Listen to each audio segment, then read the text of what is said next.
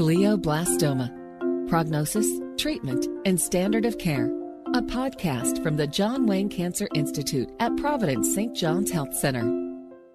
Glioblastoma is a merciless form of brain cancer.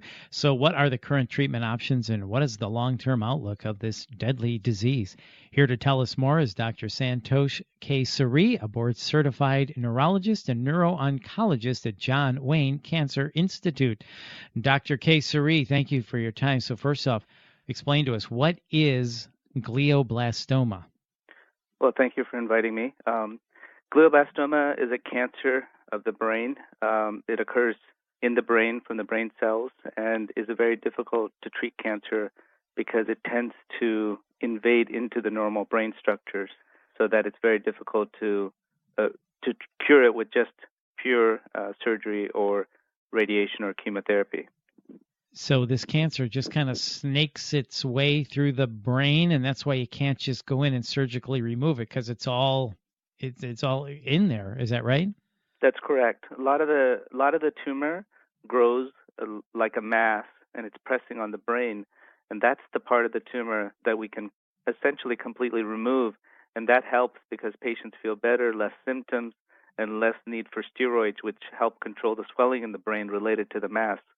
But that's just the tip of the iceberg. There's tons of tumor infiltrating into the normal brain structures, which you can't get out because of otherwise you would cause neurological deficits in the patients, whether it's weakness or speech problems or vision problems.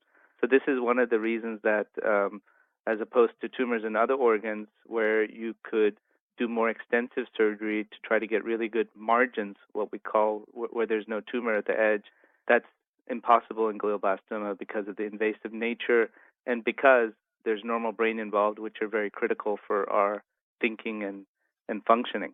And generally, when you find this, it's considered to be advanced by the time of diagnosis. Is that right? That's correct. There's a variety of glioblastomas. Some of these tumors, if you got an MRI 1 year before, might have seen a smaller version of it, but oftentimes it grows within a year.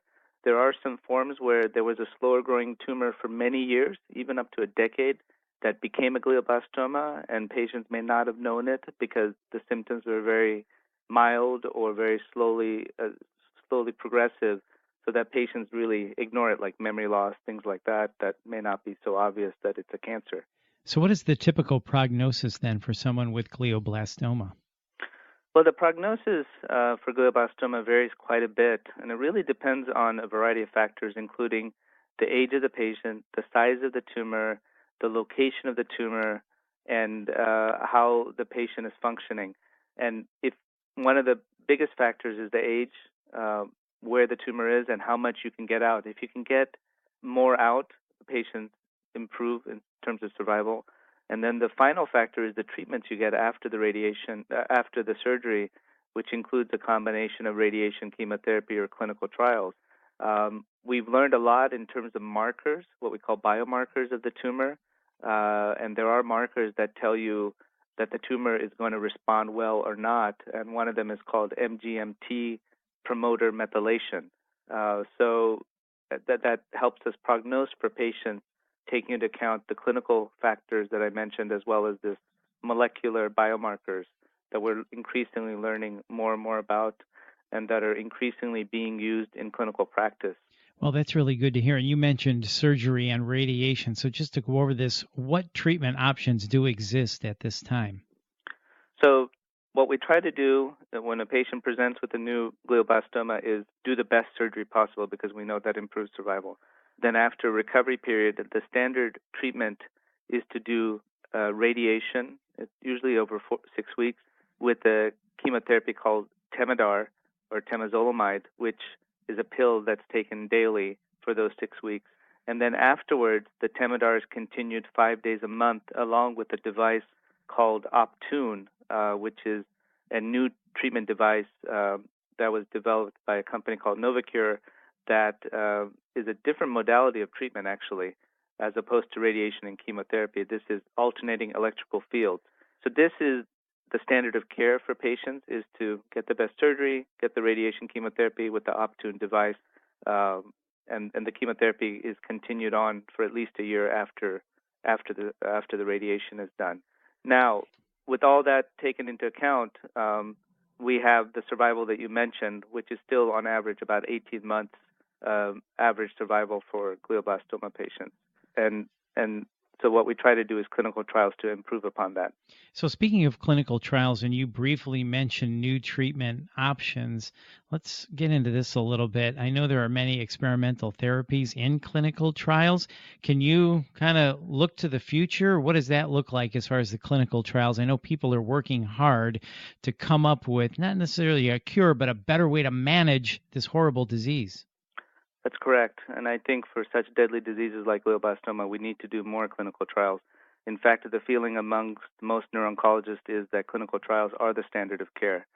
And what the types of trials that we've done over the decades involved mainly chemotherapy, new chemotherapies. Those have really failed, mainly because there's a thing called the blood-brain barrier that limits the drugs that we use for breast cancer, lung cancer, lymphoma, that work amazingly well for those cancers, but because of the blood-brain barrier, they don't get into the brain, they don't get into the tumor to have a significant effect. So we've done that for decades, not very successful. And then in the last 15 years, we've done what's called targeted therapy.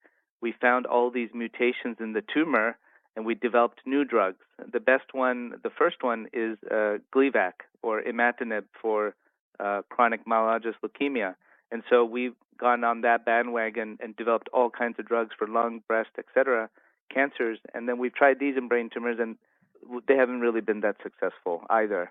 And then now we're in the era of more innovation of using the immune system to kill cancer. And that's in the last 5 to 10 years for melanoma and now lung cancer, bladder cancer, other cancers has shown tremendous success in really turning a very deadly disease to something that patients can live over 5 years now.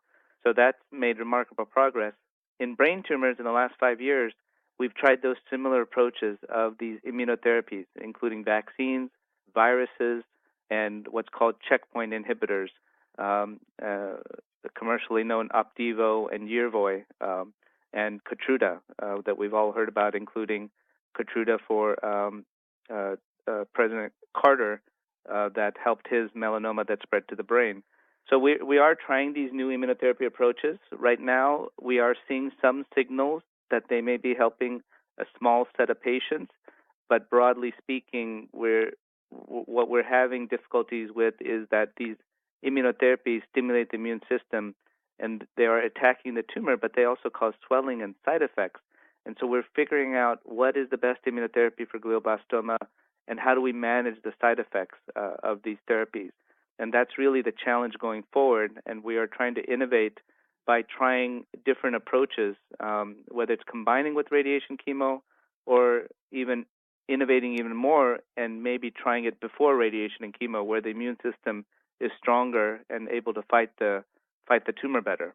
That is really good information on the progress towards glioblastoma, and we're certainly hoping that in any of the clinical trials that you're talking about, we achieve a breakthrough, and glad to hear that immunotherapy is one of the trials that doctors and researchers are using to try to crack this deadly brain cancer. So thank you for sharing all that information with us. Lastly, then, for someone, unfortunately, who has this, is your treatment, your focus basically palliative care, quality of life, extending the patient's lifespan for perhaps a few months or even potentially a year or so? Is that kind of the current focus for people with glioblastoma?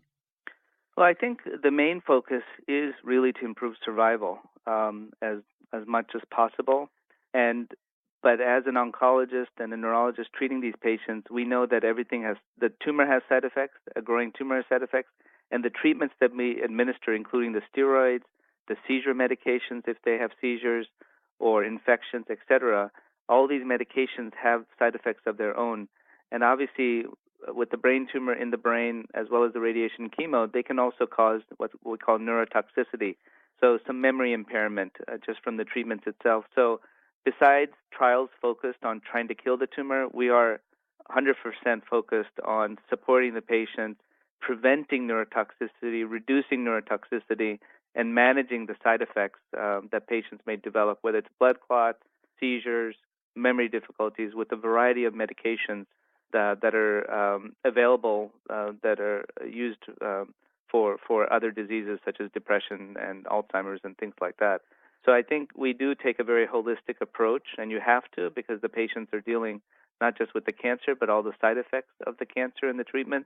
And we try to maintain the quality of life as much as possible. This is one of those diseases that really requires a multidisciplinary approach. So in our center, we have oncologists, we have neurologists, we have neurosurgeons, radiation oncologists, social workers, psychiatrists, really a variety of people to help us from every angle to preserve the patient's function as well as to improve their quality of life. We even have services to the caregiver, because you can see how bad the disease is in the spouse or the loved ones, actually, more than the patient sometimes, and what they're going through, whether it's financial issues, travel issues. And, we have a whole dedicated PhD research nurse who's focused about caregiver burden and how we can help the caregiver and the family deal with their loved one with the glioblastoma approach. And I think that is really the way to take care of these very complex, sick patients. I'm so glad you mentioned the family and your holistic approach, because this disease takes its toll on all members of the family. And I'm glad there's people like you and John Wayne Cancer Institute who are on the front lines in research and current treatment options. Dr. Kesari, thank you so much for your time today. For more information, please visit stjohnscancer.org. That's St. John's Cancer.